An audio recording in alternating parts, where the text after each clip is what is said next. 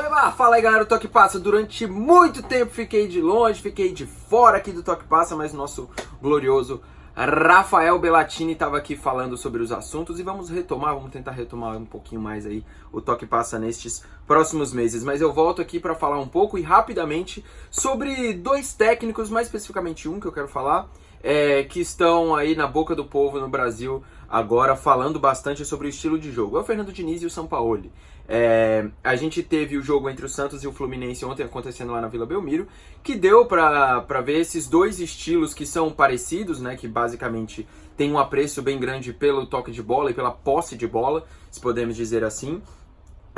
Mas dois técnicos muito diferentes em relação à experiência e também a como executar esse seu tipo de jogo. Eu vou falar um pouco mais sobre o Fernando Diniz, que é o técnico do Fluminense desde o início do ano, e que no começo do Campeonato Carioca, no Campeonato Carioca inteiro, a gente viu em pouquíssimo tempo ele conseguir imprimir e colocar na cabeça dos jogadores a proposta de jogo que ele gostaria. Sempre no toque de bola, toques rápidos, a posse de bola na maior parte do jogo. E independente do adversário, o Fluminense sempre gosta de ter mais a bola e de propor o jogo, ou pelo menos tenta fazer isso. E aí é onde está a minha primeira grande crítica e o ponto desse vídeo todo. Até que ponto é realmente saudável você insistir tanto neste tipo de jogo, neste tipo de tática? A meu ver, depende muito do que você tem em mãos, né? Qual é o material humano que você tem e também qual é a situação do jogo e do seu adversário. Não adianta você querer o tempo inteiro querer propor o jogo se você tem um adversário que em muitos momentos pode ser melhor tecnicamente do que você.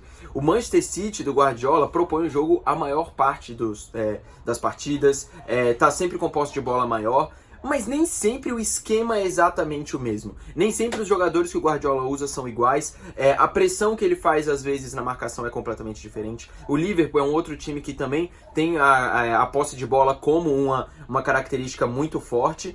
E que não necessariamente está sempre assim. O Klopp, por exemplo, contra o Barcelona, mudou o esquema de jogo, né? Tirou o Firmino, claro que não era porque o Firmino ele não estava 100%, mas ainda assim jogou contra um time que propõe o jogo também, que é o Barcelona, e a gente viu eles dois trocando de papéis durante a partida. No segundo tempo, boa parte, assim, no finalzinho do primeiro tempo, a gente viu o Barcelona muito mais recuado e tentando atacar, né? Esse time já é um pouco diferente do que a gente está acostumado a ver.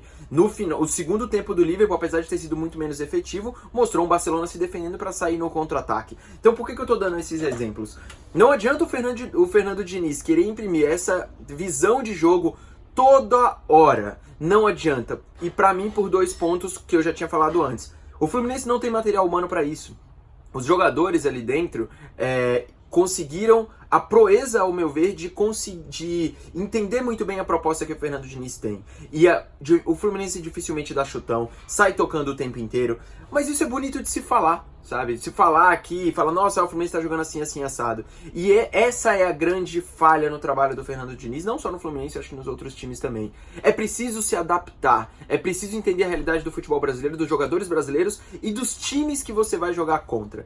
E isso é uma grande falha que existe ainda na carreira do Fernando Diniz. Se você, contra o Flamengo, por exemplo, das várias vezes que o Fluminense jogou contra o Flamengo no Campeonato Carioca, boa parte delas o Fluminense jogou bem, muitas vezes jogou melhor do que o Flamengo. Mas em vários momentos, quando o Flamengo propôs e estava em cima, o Fluminense mostrou toda a sua incapacidade defensiva, como não consegue sair, e muitas falhas individuais aconteceram, mas muitas falhas individuais mesmo, e isso aconteceu no próprio jogo contra o Santos. É preciso se adaptar ao adversário e entender qual material que você tem em mãos. Então não adianta com o meio campo que você tem Ayrton e Bruno Silva, o tempo inteiro você querer o tempo todo ficar jogando a bola de um lado pro outro. O time não tem um camisa 10, não tem nenhum camisa 8 que consiga enfiar a bola o tempo todo. O Luciano vive recuando para tentar fazer isso, o Everaldo vai pelas pontas para tentar criar jogadas, mas dificilmente a gente vê o Fluminense viu, né, nessas últimas semanas, o Fluminense com um time realmente efetivo contra o Goiás. Perdão. Contra o Goiás o time foi uma tragédia, foi muito ruim, apesar de todo o contexto que aconteceu faltando luz no estádio e tudo mais. E contra o Santos, apesar de bons momentos, a gente vê que esses problemas do Fernando Diniz permanecem. E ele ainda continua a insistir nesse estilo de jogo em todos os momentos. Você não precisa perder os seus conceitos, você não precisa deixar de ser um time que gosta da bola, que gosta de propor. Mas em determinados momentos do jogo é preciso mudar. E isso a gente nunca vê no Fluminense. É preciso entender os momentos ideais para você recuar, para você atacar. Isso não é feio, isso é se adaptar e entender sobre o esporte. E é preciso que o Fernando Diniz se adapte a isso, principalmente com os jogadores que tem em mãos. Mas eu quero saber a sua opinião. Deixa aí, você acha que o Fluminense deve mudar, não deve? Como que você avalia a carreira do Fernando Diniz? E depois no próximo vídeo eu falo sobre o São Paulo também. Beleza? Não esquece de curtir o vídeo e assinar o canal que a gente volta aí.